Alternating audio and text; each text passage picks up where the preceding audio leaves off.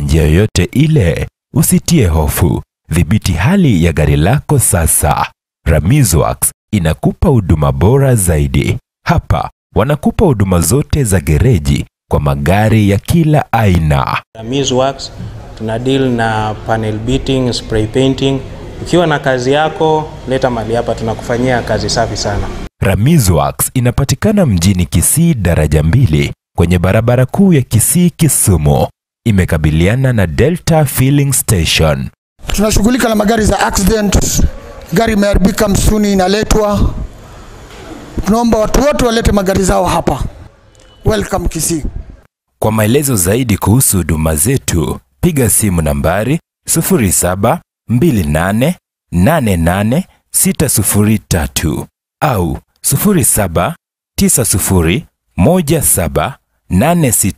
0790178686. Ramizworks, huduma bora kwa bei nafuu.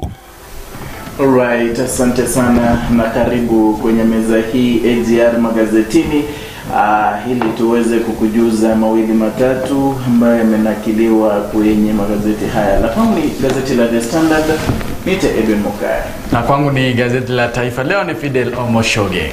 Kurasa wa kwanza gazeti la The Standard, tunajua kawaida hapo siku ya jana bajeti iliweza kusoma. Kwa hivyo mengi yameangaziwa kuhusiana na bajeti hiyo ambayo sasa hivi inadhamiria pengine kumimina hela ama fedha kutokana na mwananchi ili kuweza kufidia hii bajeti ya mwaka 2021 mwaka 2022. Hayo tutaangazia kwenye ukurasa wa 4, vile vile ukurasa wa 6, 7, 8, 9, 10, 21, 27 na 28. Kwa hivyo gazeti zima pengine leo itakuwa ni bajeti. Vile vile ukurasa wa 14 na rais wa nchi ya Kenya Uhuru Muigai Kenyatta pamoja na Raila waendeleza kesi yao dhidi ya wapinzani wa BBI. Hayo tutaangazia katika ukurasa huo wa 14. Vile vile kuna rambirambi ambazo zimetolewa kwa Ahero Ayimba, ukurasa wa ukurasa wa 42 na ukurasa wa 43. Ni hayo ukurasa wa kwanza gazeti la The Standard. Ukurasa wa mbele katika gazeti la Taifa Leo wanasema kwamba katika ukurasa wa pili wanasema kwamba bajeti kunufaisha miradi mingi katika eneo la Pwani. Huo ni ukurasa wa pili.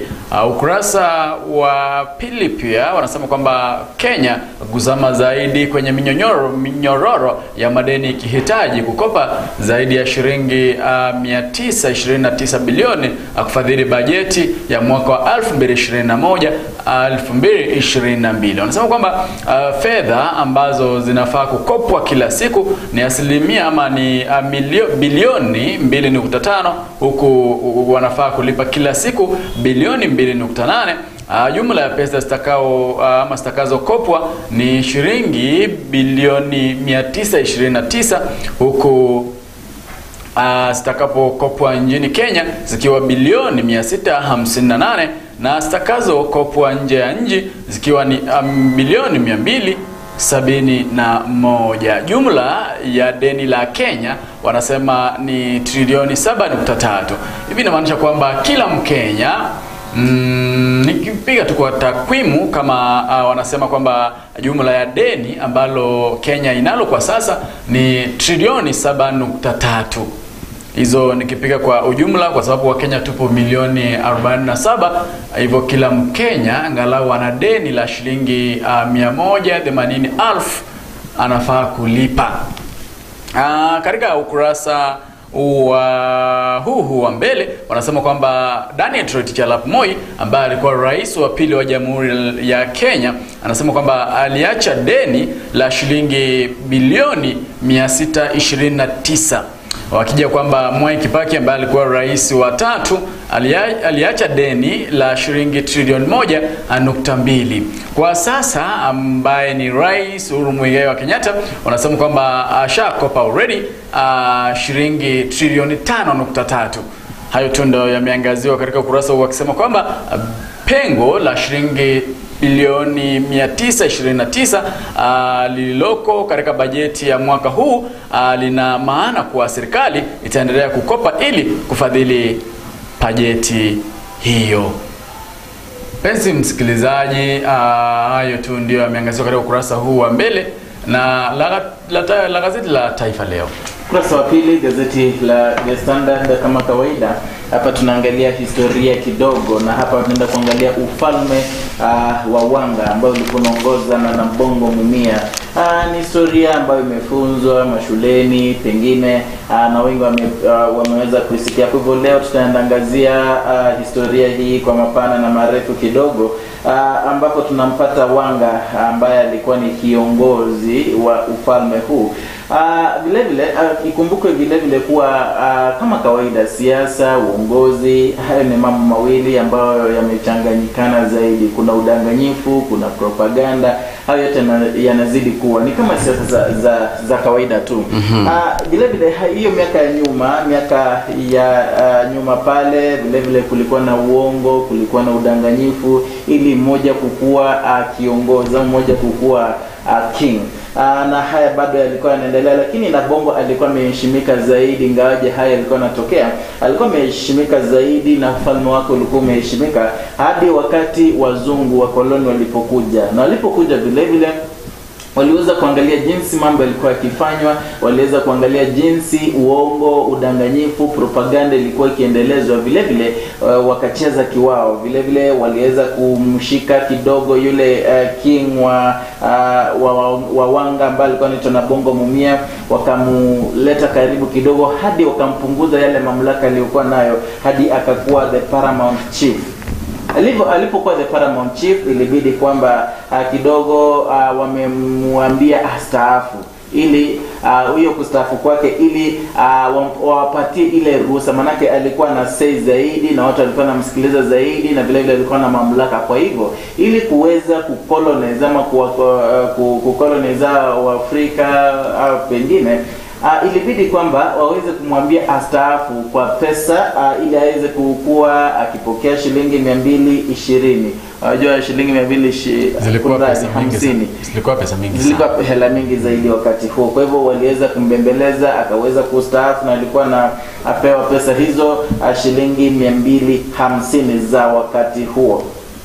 Haya aliweza kuendelea, alikuwa kiongozi tajika, ingawaje bado alikuwa amestaafu. Kwa hivyo aliweza kusogesha, aliweza kuextend Baganda na Naivasha kingdoms, kwa sababu yeye alikuwa na ule uwezo na vile vile alikuwa na yale mamlaka.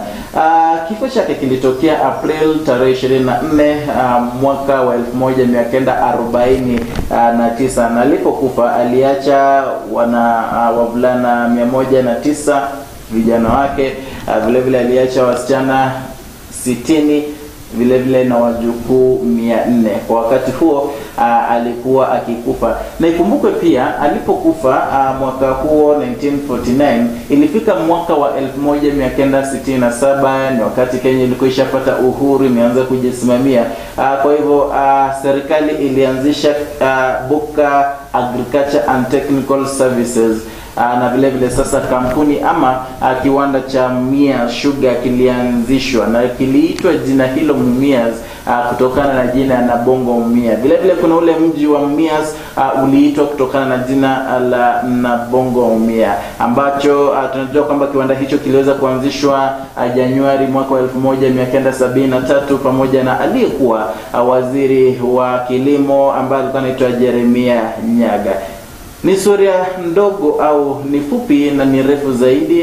Katika ukurasa wa pili waweza pata gazeti lako ujisomee, manake inasisimua zaidi. Ukurasa wa 3 hapa ndo tunaambiwa kisa cha Baba Otonglo. Baba Otonglo huyu ni mwimbaji ambaye jina lake halisi ni Osumba Rateng, ambaye aliweza kujulikana zaidi na jina Baba Otonglo, ambaye ilikuwa ni popular hits, ni ngoma yake iliyotamba zaidi katika miaka ya 1980. Kwa hivyo na nyimbo zake za kuimba pengine zinaitwa benga, na aliweza kutajika zaidi. Mwaka wa Mwaka wa 1983 alikuwa ametoa ngoma yake ama wimbo wake mmoja ambaye alikuwa anazungumzia kuhusu rafiki yake mmoja ambaye alikuwa amemkosa rohoni, pengine alikuwa amemiss for some time, ikabidi amemtembelea pale Nairobi. Alipomtembelea pale Nairobi aligundua kwamba kidogo maisha yalikuwa yamepanda na huyo jamaa rafiki yake hangeweza kumudu maisha yake ya kila siku. Ilibidi mpaka kuna mahali amesema kuna pombe kidogo ilikuwa imesalia kwa chupa, waliweza kuinywa na kuambia hii ndio ya mwisho na sina chochote. Katika wimbo wake kuna mahali nitanukuu, anasema kutoka leo takunywa chai bila maziwa na sukari kijiko moja. Kama haukuna chai ni uji bila sukari. Hii ni part of the song ambayo Osumba Rateng alikuwa ameimba akimwangazia huyu rafiki yake ambaye alienda pale kupata maisha ni ngumu. Kwa hivyo ikabidi huyu jamaa ambaye ni rafiki yake Rateng asimame kwenye nyumba yake, atoe hotuba, atoe bajeti jinsi mambo yatakavyokuwa. Ndio hivyo alisimama kwamba akawaambia kwamba hakutakuwa na chai, pengine kutakuwa na chai bila sukari, kunradhi, chai bila maziwa na sukari kijiko moja, na vile vile kama hakuna chai ni uji, ili kupunguza ile gharama ambayo ilikuwa hawezi kuimudu. Lakini tutagundua kwamba wimbo huu uliweza kutamba zaidi katika miaka hiyo ambayo ilimsababishia maafa hadi akashikwa akapelekwa State House pamoja na askari. Ilibidi kwamba lazima kutane na kiongozi wa nchi wakati huo ambaye alikuwa anaitwa Daniel Toroitich. Akamwambia kwamba wimbo huu utakuwa band, manake ulikuwa wa kisiasa, ulikuwa pengine walikuwa na dhamiria, pengine amelipwa na mwanasiasa fulani ili aweze kumung'oa rangi wanasema. Lakini aliweza kumwelezea, kumwambia kwamba wimbo wake hauna lolote lile, ni wimbo tu aliweza kuumba na kuuimba. Kisha alipewa hela za kwake, akaambiwa aendelee na muziki baada ya rais kuamua kwamba pengine mama yale aliyokuwa anafikiria si hivyo. Na ndo hivyo baadaye anasema kuna wakati miaka iliyopita aliweza kushikwa vile vile. Wanahabari waliweza kumsurutisha, akamwambia kidogo ashike lile begi kama lile la kusoma budget, apigwe picha nalo. Alipofanya hivyo anasema kwamba that is the story of another day, kwamba pengine kuna yale mabaya zaidi yaliweza jitokeza. Bado ni historia ambayo tumejifunza kwenye ukurasa huu wa 3 gazeti la The Standard. Nikiangazia ukurasa huu wa pili katika gazeti la Taifa Leo, anasema kwamba nchi kukopa shilingi bilioni 929. Wanasema kwamba serikali itakopa shilingi bilioni 2.5 kwa siku kwa kipindi cha miezi 12 ijayo ili kutekeleza bajeti yake ya shilingi trilioni 3.03 ili iliyosomwa jana bungeni na waziri wa fedha Ukori ya tano. Hivyo inamaanisha kwamba kulingana na waziri ya tana, bajeti ya mwaka wa fedha wa 2021-2022 ina pengo la shilingi bilioni 929.7 ambazo litajazwa kupitia mikopo kutoka mataifa ya kigeni. Kumbuka kwamba serikali itakuwa inakopa shilingi bilioni 271.2 kutoka mataifa ya kigeni, huku bilioni zingine 658.5 zikikopwa kutoka nchini Kenya. Ikumbuke kwamba sehemu kubwa ya bajeti 1.2 trillion ama trilioni 1.2 nayo itatumika kulipa deni ambalo Kenya inadaiwa. Ukipiga hesabu yako vizuri hivi inamaanisha kwamba kwa sasa Kenya inadaiwa jumla ya shilingi trilioni 7.4 kulingana na takwimu za benki kuu ya Kenya CBK. Kufikia mwishoni mwa Juni mwaka ujao, deni la kitaifa itakuwa zaidi ya trilioni 9. Na ukipiga hesabu yako vizuri inamaanisha kwamba kila Mkenya atakuwa anadaiwa shilingi 180,000 kila Mkenya atakuwa anadaiwa, kwa sababu Kenya kwa sasa kufikia mwishoni wa Juni mwaka ujao, Kenya itakuwa na deni la shilingi trilioni 9. Ukipiga hesabu yako, kwa sababu Kenya tubo milioni 47, utapata kwamba kila Mkenya sasa anadaiwa shilingi 180. Hapo ni kulingana na CBK. Kuna wale ambao walikuwa jana wanangojea bajeti iweze kusomwa. Wanasema kwamba kilimo sasa kimetengewa shilingi bilioni 60 ili kiweze kunufaika, ili wale wakulima ambao wamepanda mimea mbalimbali waweze kunufaika. Wanasema kwamba kuna wale ambao sasa ni wachezaji wa kamari, biashara na kidijitali wapiwa kiboko. Kumbuka kwamba wale ambao ni watu wa kubet waliweza kamari wamepata bigo baada ya waziri wa fedha Ukur Yatani kurejesha ushuru wa 20% kwa fedha wanasoshinda. Hivyo kama umeshinda 1,100 kuna 20% ambayo itatolewa hapo iende kwa serikali. Kumbuka kwamba mkate haukutolewa hata senti moja, ulipaki pale pale. Huko wanasema kwamba shilingi bilioni 14.5 zitatumika katika kununua chanjo ya COVID-19. Hiyo zitatolewa kwa shilingi bilioni 121 ambazo zilitengewa sekta ya afya. Sasa shilingi bilioni 14.5 zitatolewa pale na kununua chanjo ya COVID-19. Katika ukurasa wa 5 wanasema kwamba miradi hii ni pamoja na Dongo Kundu ama bandari ya Lapset.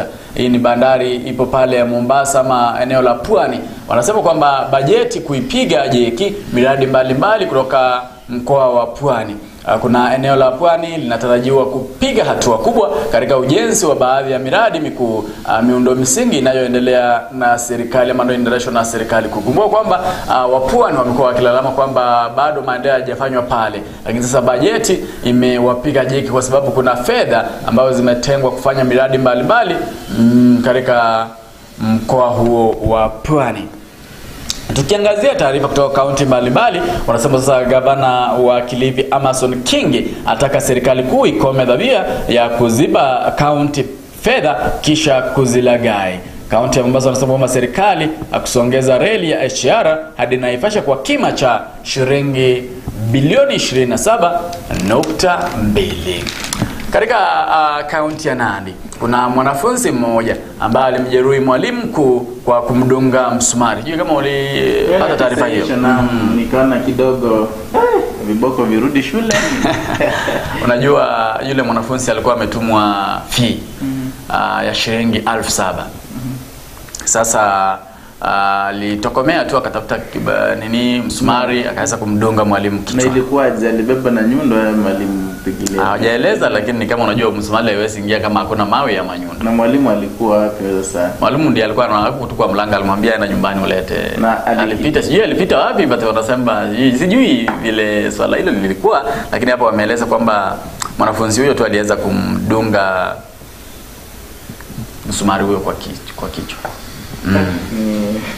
Wanasema kwamba mwalimu mkuu wa shule ya sekondari anauguza majeraha baada ya kudungwa msumari kichwani na mwanafunzi alipofukuzwa kwa sababu ya karo. Mwanafunzi huyo wa shule ya upili ya Ainamoi anadaiwa kumvamia mwalimu mkuu huyo Bwana Geoffrey Rono afisini mwake Jumatano alasili. Kwa Rono alichapwa kichwani na kipande cha mbao kilichokuwa kimedungiliwa msumari.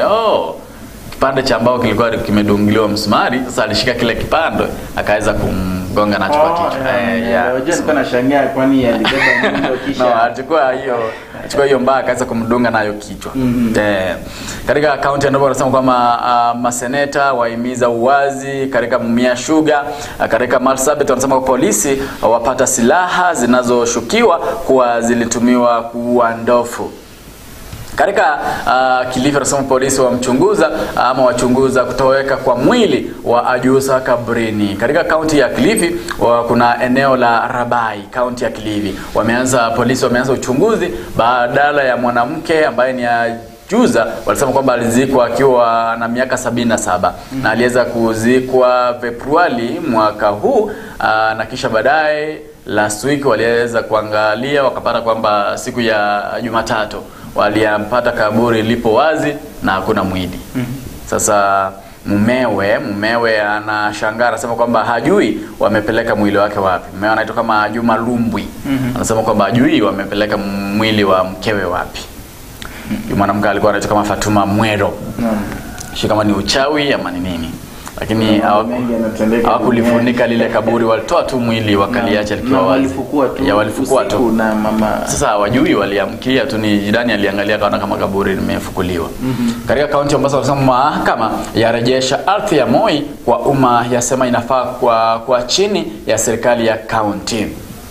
Kubwe kwamba hivi karibuni wamesema Wakenya wengi, raia, viongozi wamekuwa wakisema kwamba rais wa Jamhuri ya Kenya Uhuru Muigai Kenyatta amekuwa akienda kinyume na katiba. Sasa tena amepata pigo kwa koti kubatilisha ama ikibadilisha amri. Kuna mahakama kuu inaendelea kuwa pigo kwa Rais Kenyatta kwa kufuta maamuzi yake ikisema si ya kikatiba. Jana Jaji James Makau alibatilisha amri ambayo Rais Kenyatta alitoa mapema mwaka jana, akiweka tume ya huduma ya mahakama JCC chini ya afisi ya mwanasheria. Kwenye amri hiyo, Rais Kenyatta pia alihamisha tume huru za katiba kwa chini ya msimamizi wa mwanasheria mkuu. Jana maamuzi hayo ama amri hizo ziliweza kubadilishwa.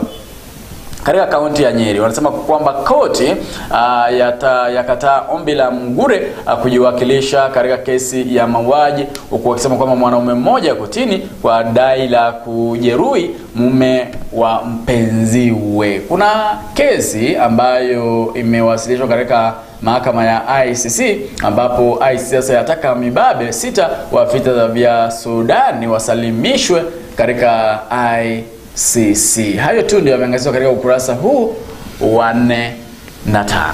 Asante sana. Ukurasa wa 4 hapa gazeti la The Standard inaangalia bajeti iliyosomwa hapo jana, hapo tunaona kwamba kuna bajeti ya shilingi trilioni 3.66 ambayo imeweza kukadiriwa kwamba imepangiwa mwaka 2021-2022. Na haya sasa inabidi kwamba kulingana na gazeti la The Standard hapa wanasema kwamba kidogo serikali inataka kuzoa ama kumimina pesa kutoka kwa mwananchi ili iweze kufidia bajeti hiyo ambayo imekuwa ya gharama ya juu zaidi. Hapa ndo tunaona kwamba kuna mambo mengi ambayo ya kidogo kwa wananchi itakuwa ni gharama na maisha yatakuwa magumu zaidi. Kama mkate sasa hivi bei pengine itaongeza, pikipiki waliweza kudiscourage importation of these motorcycles. Kwa hivyo kuna 10% import duty ili waweze kuambia Wakenya ama kuwezesha Wakenya waweze kununua zile ambazo zinatengenezwa humu nchini Kenya. Ukurasa wa 4 huu. Ukurasa wa 5 vile vile ni mambo ya bajeti, ambapo tunaona kwamba serikali iweze kutenga shilingi bilioni 37.8 ili iweze kuwa ni social protection kwa wale watu ambao ni wa maskini zaidi, wenye wajiwezi, ili pengine waweze kufidia maisha yao kutokana na pigo la COVID-19. Vile vile kwenye ukurasa huo serikali ama the Ministry of Health ilipata shilingi bilioni 121.1 kwa mwaka wa 2021 mwaka 2022 katika bajeti hiyo.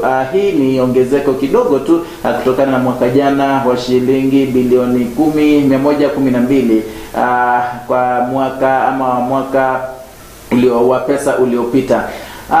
Hayo ni katika ukurasa huo bado wa 4 na 5. Katika ukurasa huu wa 5 na wa 5 kuna taarifa ambayo sikuwa nimepitia pale, ambapo wanasema kwamba katika nchi ya Nigeria sasa wanasema kwamba kampuni zote ambazo ni za mitandao ya kijamii sasa zitakuwa zinaomba kibali kabla ya kuhudumu katika nchi hiyo. Kumbuka kwamba siku chache tumepita mtandao wa Twitter uliweza kufungwa na kutupiliwa mbali na serikali ya nchi hiyo ya Nigeria. Sasa wanasema kwamba mtandao yoyote ya kijamii ambayo ana kusudia kuhudumu katika nchi hiyo lazima kwanza waombe kibali. Katika nchi ya Tunisia wanasema kwamba kabuli la waliofariki bahari ya Shamu sasa lazinduliwa Tunisia, huku wakisema kwamba DRC Congo kuna wale watu ambao ni 19 ambao walifariki kwa mapigano, huku nchi ya Colombia watu wakijiandaa kuingia katika lockdown. Najua nchi zingine bado COVID-19 inazidi kuzidi. Sasa kuna nchi ya Colombia wananchi waliweza kutangaziwa jana ili waweze kujitayarisha kuingia katika lockdown. Katika ukurasa wa 67 ni jaribio la mtihani. Ukurasa wa 8 wanasema kwamba tumalize uhuni wa wanafunzi shuleni, huku wakisema kwamba Afrika iongoze ukuzaji wa Kiswahili kimataifa. Kuna lile agizo ambalo la Magoha alipeana kwamba wanafunzi watumwe nyumbani waweze kukilia school fee ama karo, linakiuka ahadi ya serikali. Ikumbuke kwamba Magoha hapo awali alikuwa ashasema kwamba mwalimu yeyote asituputu kumfukuza mwanawe ama kutuma mwanafunzi nyumbani eti kwa sababu ya karo. Alisema kwamba wanafunzi si wao wanafaa kulipa karo, bali ni wazazi.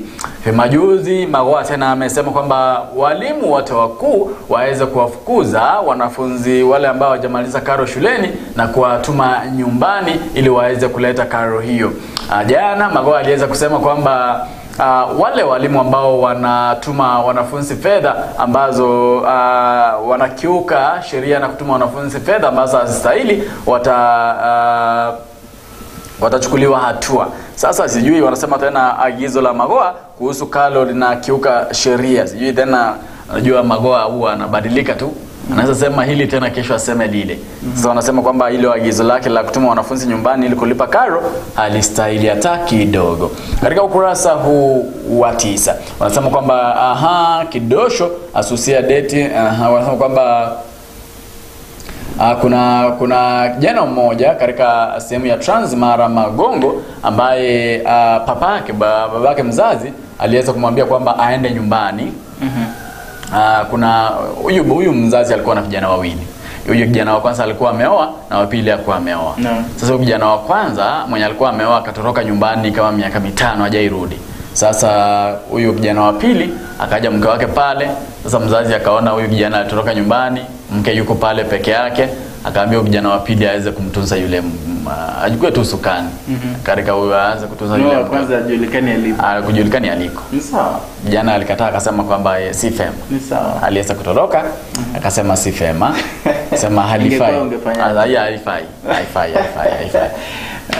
Sino ni brothers, ndio.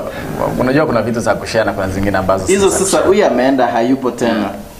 Hujui kama atarejea, hujui yupo wapi. Sasa hivyo amna ila halifai hata halifai.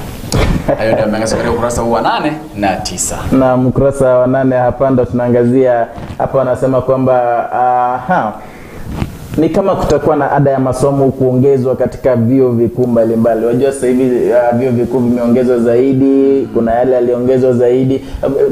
Kuna zile kozi kitambo zilikuwa 30,000 kwa mwaka mzima, lakini siku hizi zimeshoot hadi 50,000. Kwa hivyo pengine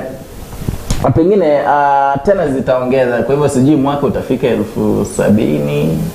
Sijui masomo atakuwa gharama. Maana naona hapa kutokana na bajeti iliyosomwa na Ukuru ya Tana hapo jana, alisema kwamba university students are likely to pay more fees. Hayo ni katika ukurasa huo wa 8. 9 hamna lolote, matangazo tu. Ukurasa wa 10 hapa bado ni bajeti, ambapo tunaona kwamba serikali imetenga shilingi bilioni 20 ili kuweka mpango wa kuinua the local manufacturing industry. Kuna zile zishapata hela za kwao kama Naivasha Industrial Park, Kisumu SEZ ini Miwani, Naivasha Textile Park and Athi River Textile Hub. Na vile vile kuna viwanda vingine ambavyo pengine vitapata hela hizo. Ni hayo ukurasa wa 10. Katika ukurasa wa 10 wa 10 na 11 ni barua kama kawaida. Naam. Wanasema kwamba watumishi wa umma wanaostaafu walipwe pensheni bila kuhangaishwa. Hiyo ni barua ya kwanza. Ya pili wanasema wanafunzi maskini watateseka.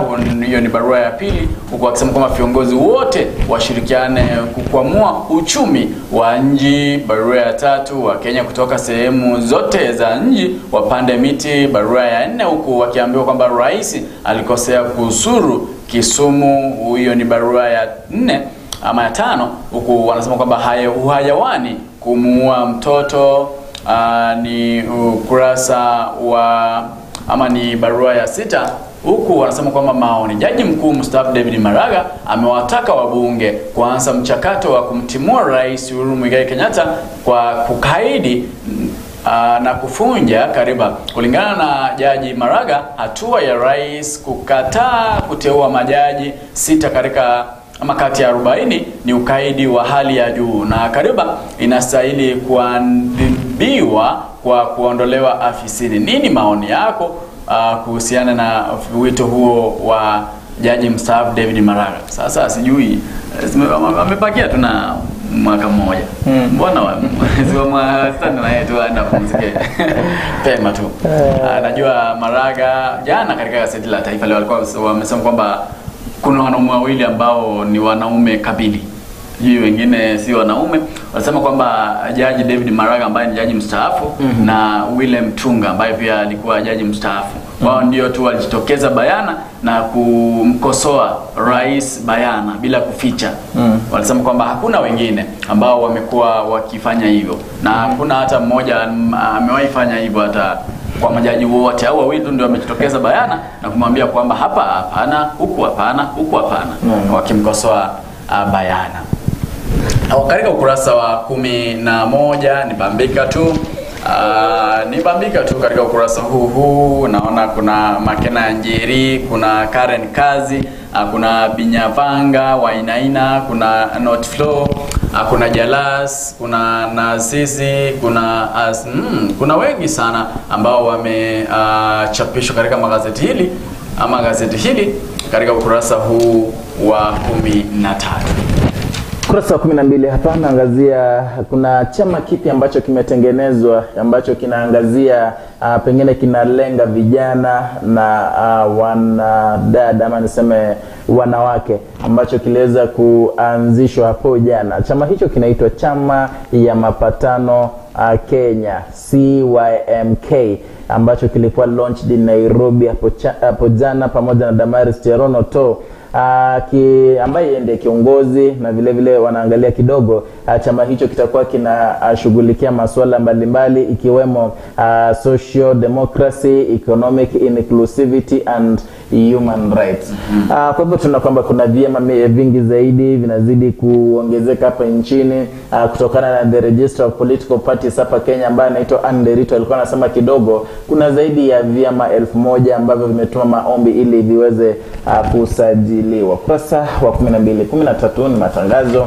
14 hapa ndo tunaona kiongozi wa nchi ambaye ni Uhuru Muigai Kenyatta pamoja na Attorney General, kuna Raila Amolo Odinga ambaye ni kinara ODM pamoja na ile tume ya IEBC wameanzisha kesi yao dhidi ya BBI ambayo kidogo iliweza kusimamishwa. Rege hiyo kidogo iliweza sauti iliweza kupunguzwa.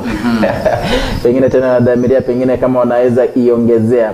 Kwa hivyo kuna mawakili wao ambao wana represent pale kwa Court of Appeal, na kuna matumaini. Ukiangazia hotuba yake pale Madaraka Day, rais alikuwa so certain that pengine hiyo kesi wataishinda. Pengine wataishinda na BBI itaendelea. Kwa hivyo wana hizo dhamira.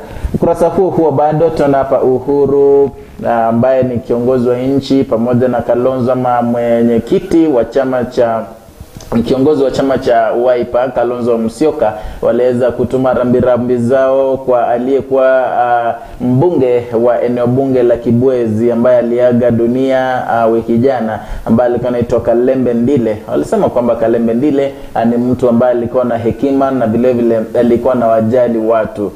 Ukurasa wa 14 huo. Katika ukurasa wa 14 ni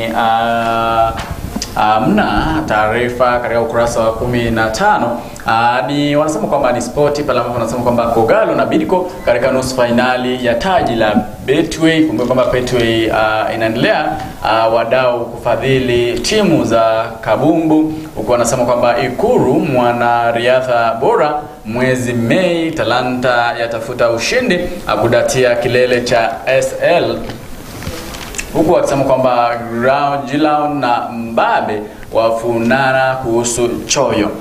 Hayo tu ndio yameangaziwa katika ukurasa huu wa nyuma. Ni sport tu ambayo imechapishwa huku na wachezaji. Huku unataka kuangazia swala fulani katika ukurasa huu wa 14.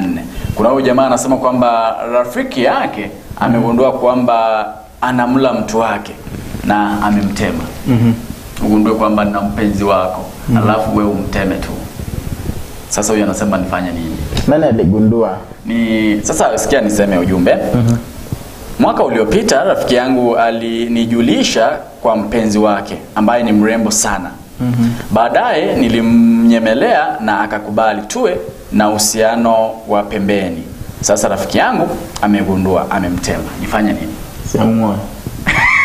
Ilikuwa penzi la pembeni, ilikuwa penzi la bwana. Ukishaharibu, ashamharibia maisha ya ndoa yake. Basi ajukumke tu, achukue usukani sasa. Si alikuwa ya kuona, ilikuwa yani. Na haikuwa ya kuona, manake huyu mwingine alikuwa, wewe mwingine ashajitoa.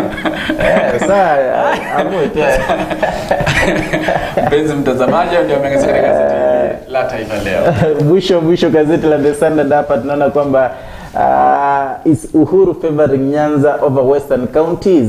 Ni swali tu. Kuna wale anasema kidogo rais wa nchi ya Kenya kidogo ana favor, sijui nisemaje kwa Kiswahili, is favoring the Nyanza region over other counties, western counties.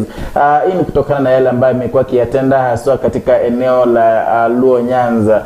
Pale siku ya madaraka uliona jinsi alifanya mambo pale, kuna miradi mbalimbali aliweza kuanzisha pale, na kuna wenye anasema kidogo inaonekana wazi kwamba kila kitu ina matokeo, kwamba handshake imeleta hayo yote.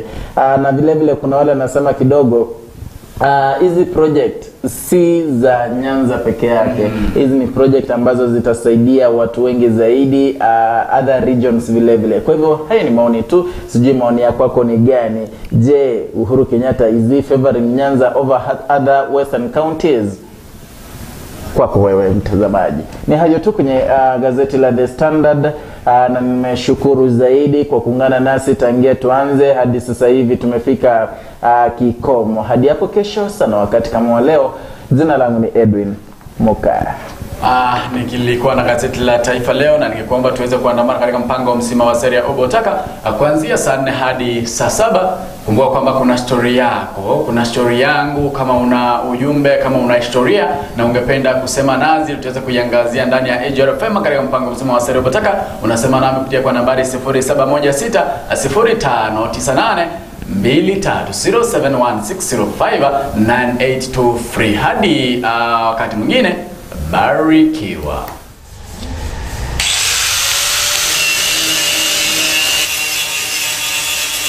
Je, unahitaji kukarabati gari lako kwa njia yoyote ile? Usitie hofu. Dhibiti hali ya gari lako sasa.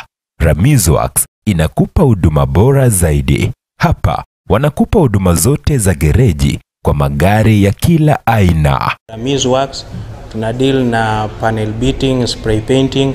Ukiwa na kazi yako, leta mali hapa, tunakufanyia kazi safi sana. Ramizworks inapatikana mjini Kisii daraja 2 kwenye barabara kuu ya Kisii Kisumu. Imekabiliana na Delta Filling Station. Tunashughulika na magari za accident. Gari imeharibika msuni inaletwa. Tunaomba watu wote walete magari zao hapa. Welcome Kisii. Kwa maelezo zaidi kuhusu huduma zetu, piga simu nambari 0728888603 au 0790178686. Ramizworks, huduma